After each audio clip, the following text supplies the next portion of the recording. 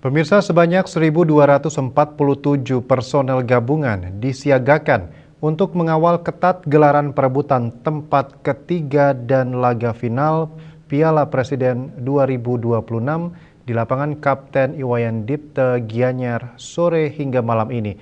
Sesuai keputusan panitia penyelenggara, laga final juga dipastikan akan berlangsung tanpa penjualan tiket atau penonton.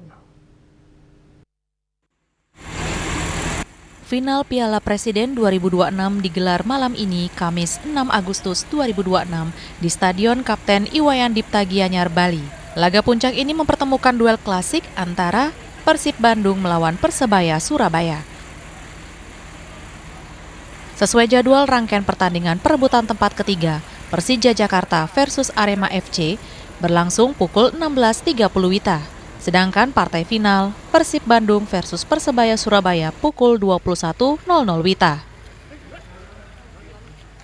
Meski laga final malam ini juga dipastikan tanpa penonton, sama halnya dengan semifinal Selasa kemarin, namun pengamanan di kawasan Stadion Kapten Iwayan Dipte tetap diperketat.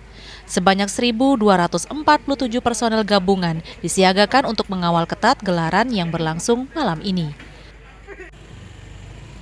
Kekuatan personal pengamanan tersebut terdiri dari Satuan Brimob Polda Bali, Polres Gianyar, Polresta Denpasar, Polres Badung, Polres Bangli, dan Polres Klungkung serta diperkuat oleh unsur TNI.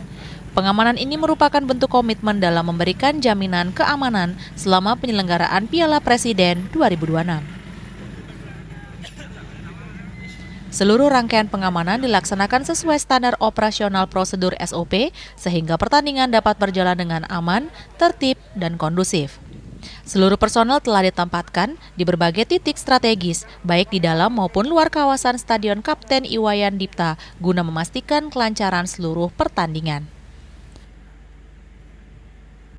Sama halnya dengan laga semifinal Selasa 4 Agustus kemarin, laga final Piala Presiden 2026 juga akan berlangsung tanpa penonton.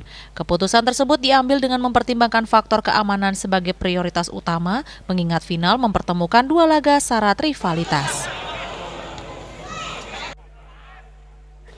Ari Wiratmaja, Bali TV.